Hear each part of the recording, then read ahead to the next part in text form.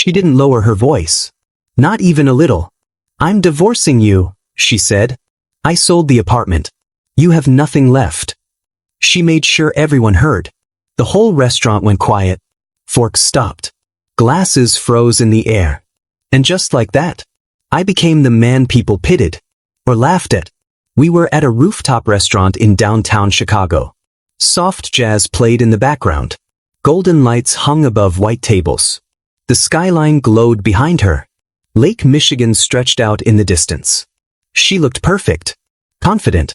Certain. In control. I looked small. At least, that's what they thought. She stood up slowly. Like she was on stage. "I'm done pretending," she said. "I carried you for years. I built our life. Now I'm taking it back." Whispers spread across the room. A couple at the next table glanced at me with sympathy. I didn't react. I folded my napkin. And breathed.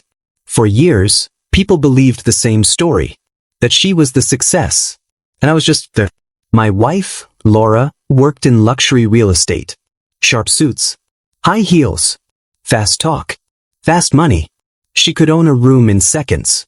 I preferred quiet mornings. Coffee before sunrise. Numbers. Silence. I ran an investment analytics firm from home. Small team. Private clients. No flashy branding. No social media posts. No noise. To outsiders, she was the engine. I was the passenger. She liked that story. At dinner parties she would smile and say, "David works from home. It's cute." He loves spreadsheets more than ambition. People laughed. I smiled. Correcting people is loud. And I've never needed to be loud. The apartment she said she sold? It wasn't just an apartment. It was a penthouse. 3,000 square feet. Floor-to-ceiling windows.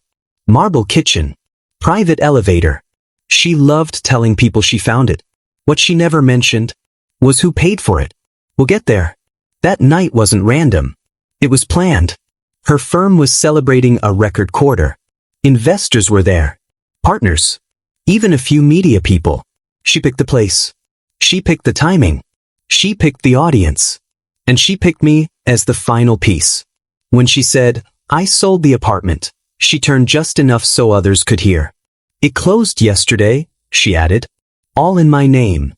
A man across the table raised his eyebrows. "Wow," he said. "That's bold." She nodded. "It's time to move forward." Forward. As if I'd been holding her back. Here's what no one knew. 6 months earlier, she changed. More secretive. More distant. Her phone was always face down. Late meetings. Trips that didn't make sense. I didn't accuse her. I started watching. Not emotionally. Financially. Because numbers tell the truth long before people do. One afternoon, I saw a large transfer. From a joint account we hadn't touched in years. I didn't confront her. I called someone I trust. Michael. Gray hair. Calm voice. Works in corporate compliance. We've known each other for 20 years. I showed him the numbers. He leaned back and said quietly, "This isn't random. It's positioning." "For what?" I asked. He looked at me for a moment. "For separation."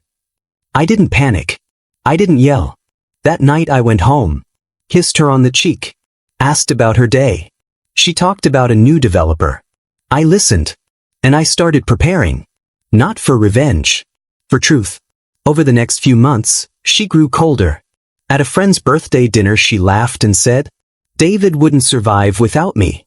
He still uses the same laptop from 5 years ago." People laughed. I smiled. That laptop managed over $80 million in client portfolios. Quiet money. Invisible money. Money that doesn't need applause. Then came the final week. She told me about an important event. She insisted I come. "Dress nice," she said. "Don't embarrass me." I nodded. Of course. Back to the rooftop. Back to the moment. After her announcement, she picked up her purse. "Oh," she added casually. "I already spoke to my lawyer. You'll get the papers tomorrow." Tomorrow. Efficient. She thought every piece was in place. Every angle covered. Except one. As she turned to leave, a voice came from the back. Laura. It was Michael. He stood calmly near the bar. She paused. Annoyed. Yes. I think you should stay, he said. Her smile faded. For what?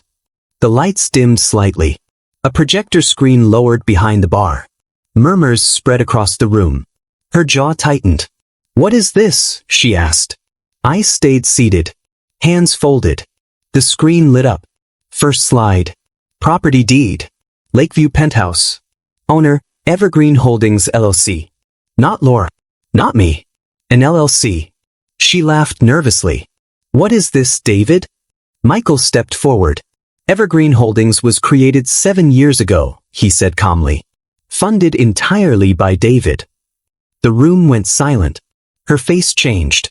That's impossible, she said. The deed was in my name. Temporarily, Michael replied. For tax structure. You signed the agreement. Her eyes locked onto mine. I held her gaze. Second slide.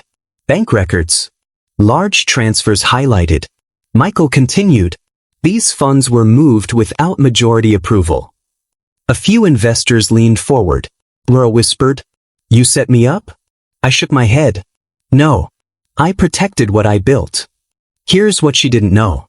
When we bought the penthouse, I structured it under Evergreen. She signed the documents.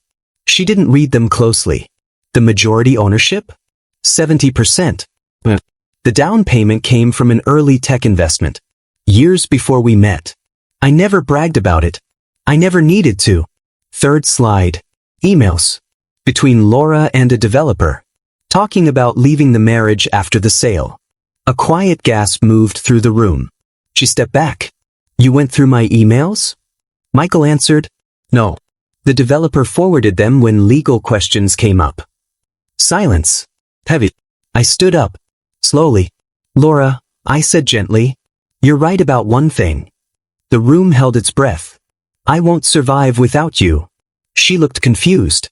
Because I was never surviving. I was building. For us. I turned slightly toward the room. I never cared who got the credit. I never needed applause. But respect. I paused. Respect is not optional. She tried to recover. This is private, she said sharply. You're embarrassing me. I looked at her calmly. You chose public. You chose tonight. You chose the audience. No one laughed now. No whispers. Just silence. Michael handed her a folder. Inside were official documents. Notice of investigation. Civil filing for breach of duty. And one more paper. A divorce filing. For me. Filed 2 weeks earlier. Her hands trembled. You were going to let me do it? She said quietly. Yes, I replied. Sometimes people need to walk to the edge, to see what they're standing on. She left without drama. Just the sound of heels on marble. The skyline still glowed. The city kept shining. But something had shifted. News traveled fast after that. Not because I shared it. Truth travels on its own. Her firm placed her on leave. The apartment sale? Cancelled. The buyer walked away once legal issues surfaced. Evergreen kept ownership. I moved out anyway. Not because I had to. Because peace matters more than space. Weeks later, I met Michael for coffee. Same quiet place. He stirred his drink. You could have destroyed her, he said. I shook my head. That wasn't the goal. What was, he asked. Clarity. Here's what I've learned. When someone underestimates you, it says more about them than you. Laura didn't marry a weak man. She married a quiet one. And she confused silence with need. That was her mistake. Months passed. The divorce finalized cleanly. No shouting in court. Just paperwork.